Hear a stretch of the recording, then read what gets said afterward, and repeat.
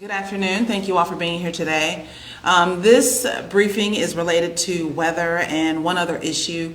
We do know that we will have some cold weather here in the metro, and we're a few days out, but as we're moving into a holiday weekend, we thought it very important to speak with you now to kind of get you guys prepared for what you can expect over the next several days. So the first person that you will hear from is Michael Hill with the National Weather Service, who will give us an overview of what we can expect, and then the mayor will speak. Good afternoon, everybody.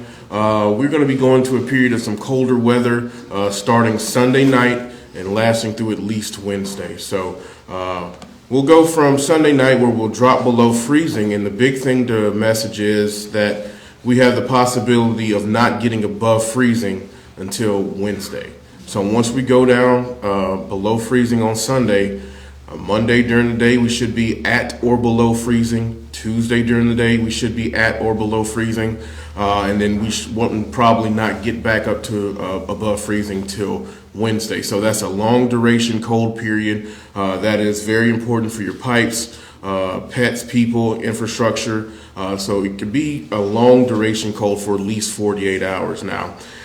On top of that, there is a possibility of us seeing some wintry precipitation, mainly in the form of snow. That is the good news, is that right now that we are seeing it more as snow, not necessarily sleet or freezing rain, because we're going to be very cold. And so the likelihood of freezing rain and sleet is low. But if we do have any wintry precipitation, it would fall in the form of snow. And that would begin late Monday night after midnight and through Tuesday.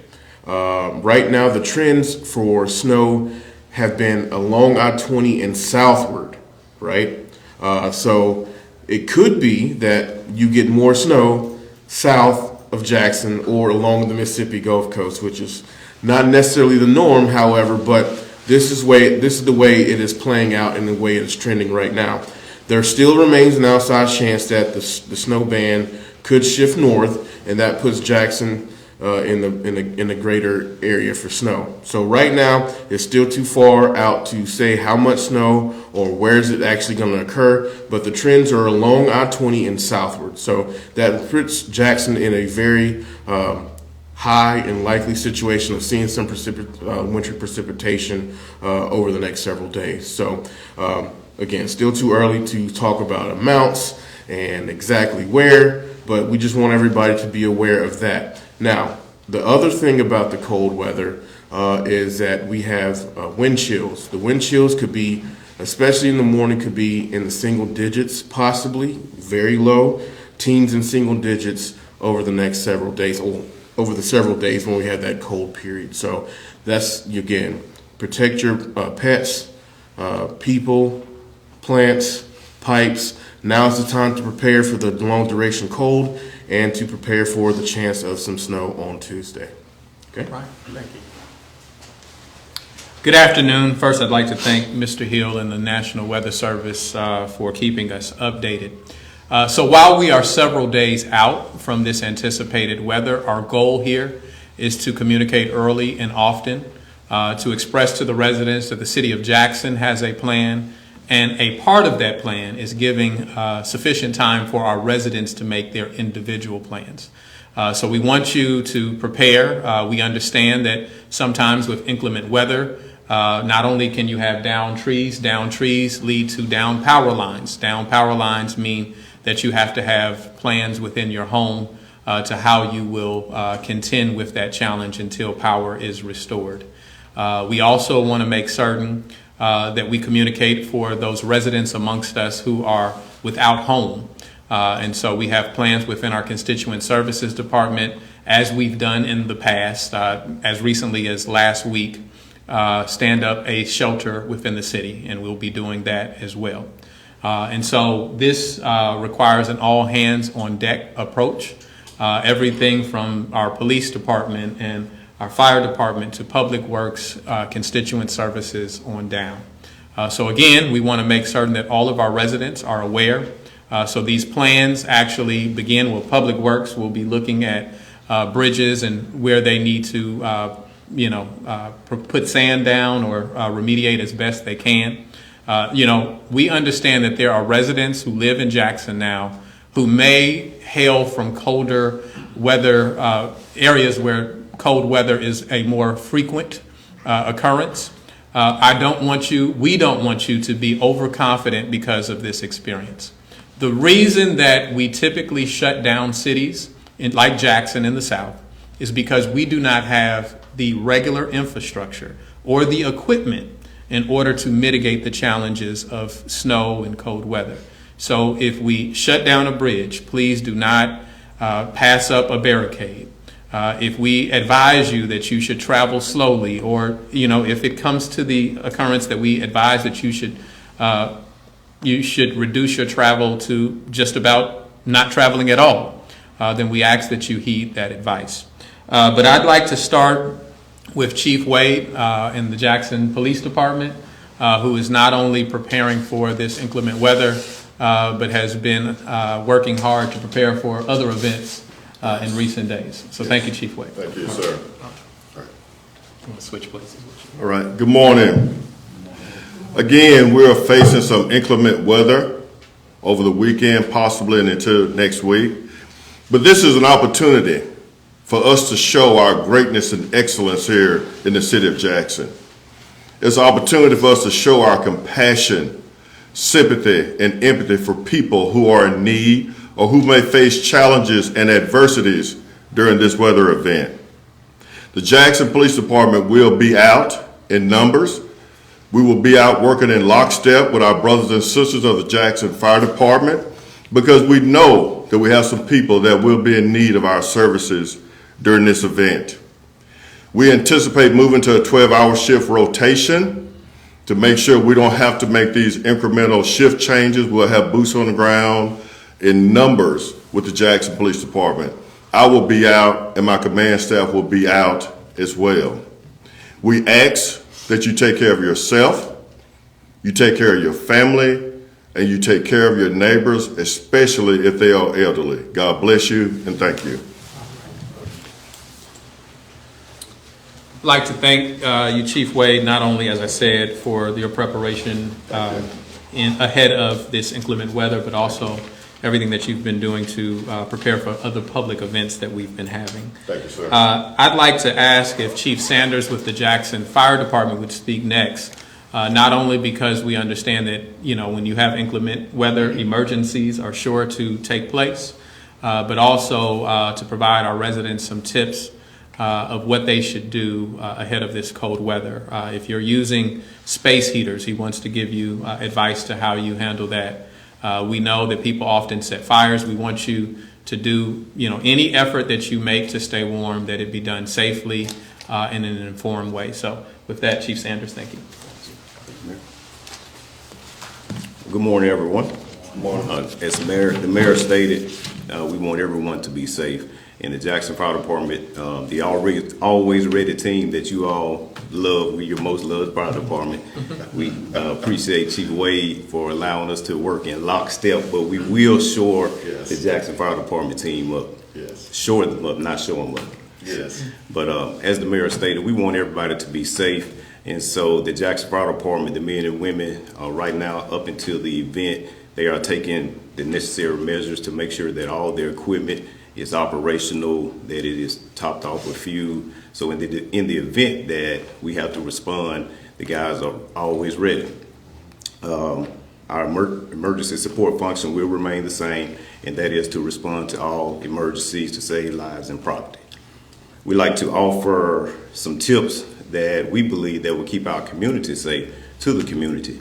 As the mayor stated, there are people, well, all of us going to be trying to stay warm, so we need to make sure that we are trying to stay warm in the most safe and effective way. So if you're going to be using a space heater, we ask that you never leave it unattended, but you always make sure that you plug it directly into the wall outlet, and any other heating device, do not plug it into that same wall outlet, but make sure that you plug in your heating devices into one wall outlet and never using a extension cord.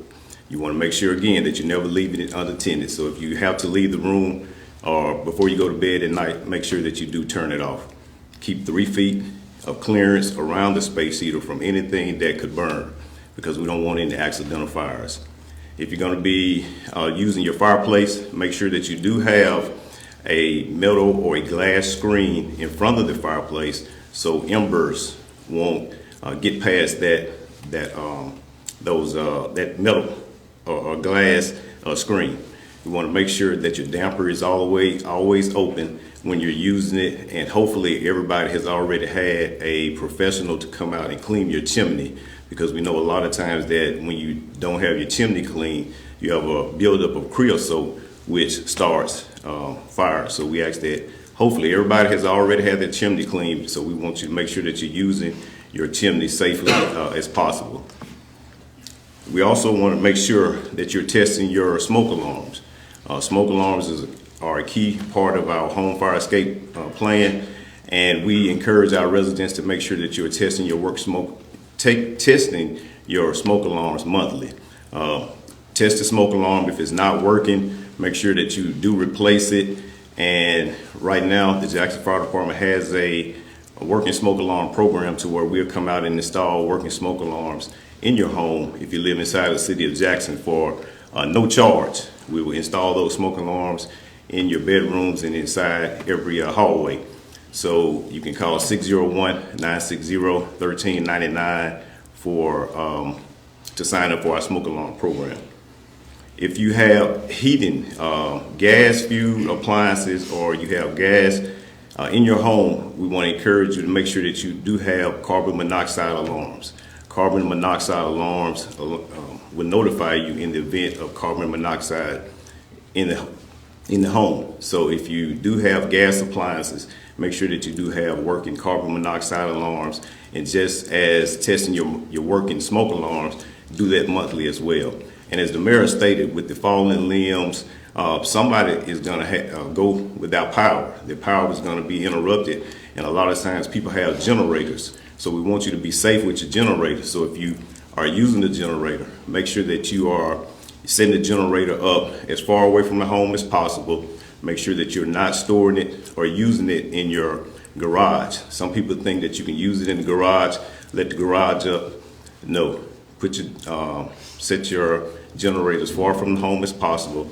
Use a heavy duty extension cord to power your devices, and make sure that the exhaust is pointed away from any doors or windows, because like I said, carbon monoxide poisoning, it's real, and we don't want anybody to lose their life behind carbon monoxide poisoning. Last thing I want to say is that you can open your cabinet doors up under your sinks. As you're heating your home, some of that warm air will get inside the walls to be able to keep your pipes from freezing. And so you open your cabinet doors up under your sink to allow some of that warm air to get inside the walls to keep the pipes from freezing, as well as leave your faucets dripping pretty slowly. And our fire safety team will be at Walmart today from 1:30 to 4 to talk about fire safety education. So if you're in South Jackson at the Walmart 903 2711 Greenway Drive, please stop by the fire safety table to get some more information on fire safety prevention. Thank you. Thank you. Great job. Thank you, Chief Sanders. We really appreciate your hard work and the hard work of the men and women of the Jackson Fire Department. You spoke again of down tree limbs potentially. We know that there are several potential threats to our infrastructure, and so we want to communicate with you as to the preparations of our Public Works team ahead of this storm. Thank you. So I'd like to ask Mr. Caldwell to come forward. Thank you. Good morning, everyone. Good morning. The Department of Public Works will be ready to respond just in case this event does get bad. We have bridges will be de-iced on Monday. We have crews already scheduled. In case any of the trees do fall, please call 601-960-12-1234, I believe it is, dispatch, and then they will get the right crew. They'll have the right crew come out. Otherwise, we will be patrolling around trying to make sure everything is safe and sound. If you do see anything, please do not try to take care of it yourself. Let us know. We'll come out and try to take care of everything and make sure everything's safe, everyone's safe around. Otherwise, we hope you all are safe and sound. Have a great weekend.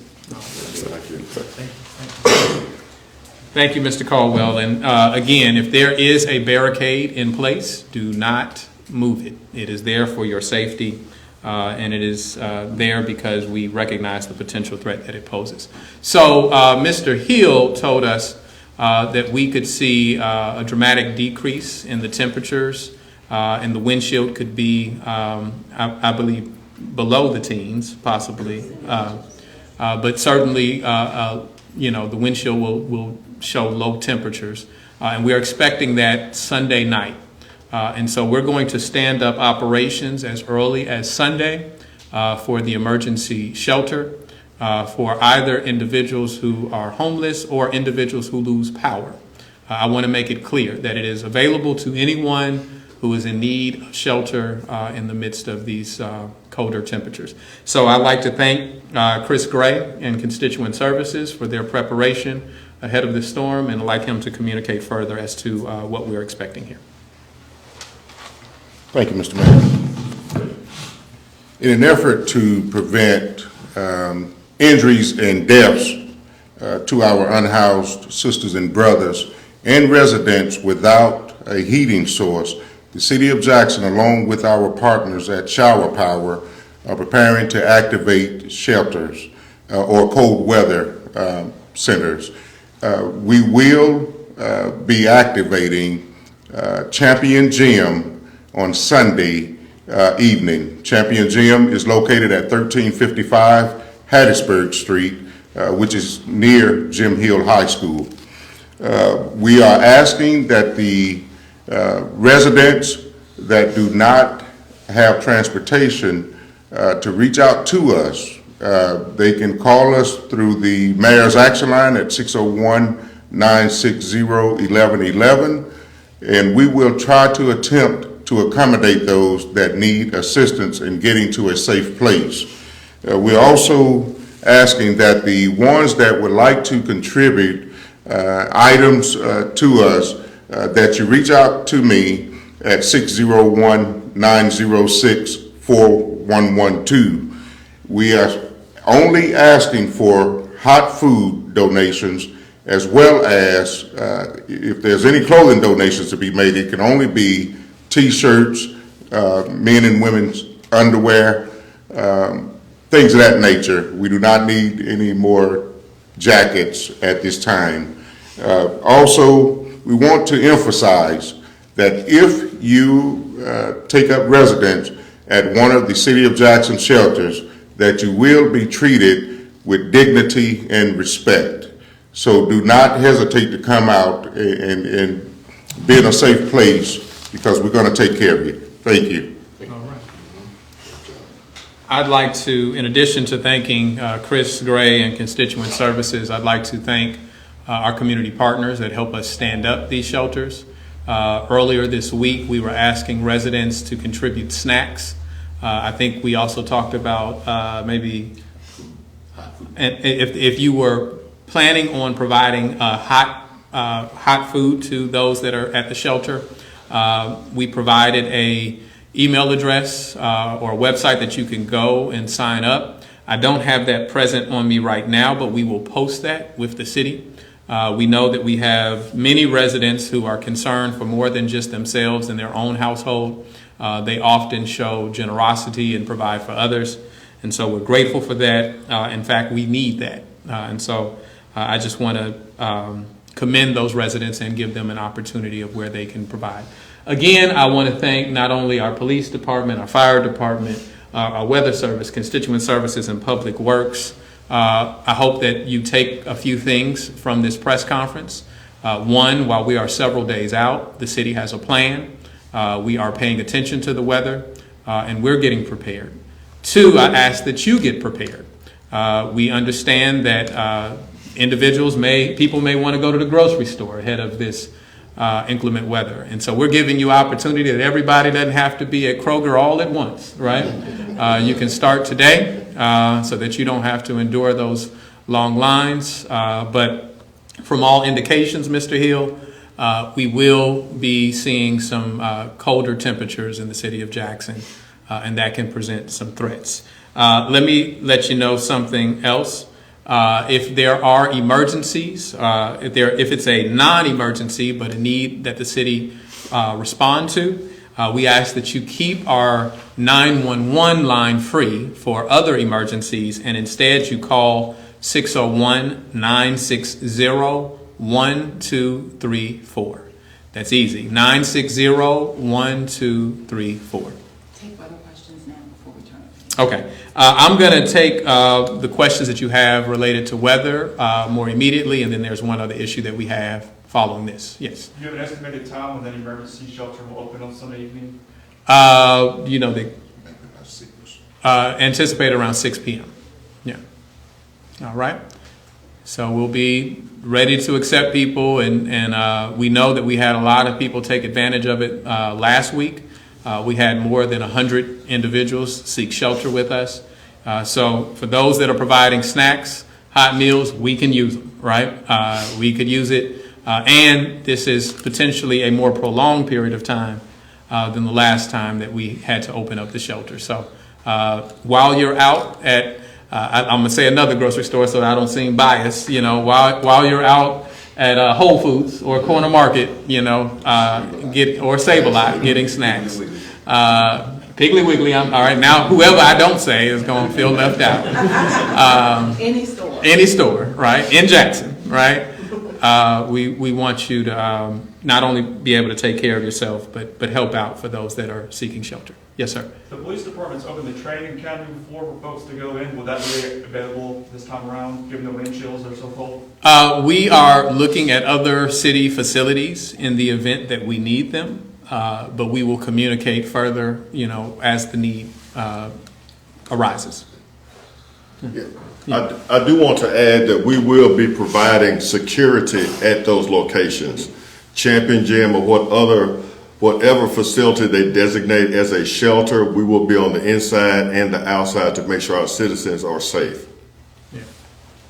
That's an important note. Sometimes people are hesitant to take shelter for fear that you know, they aren't protected. And so we want you to know that we are providing protection as well. All right.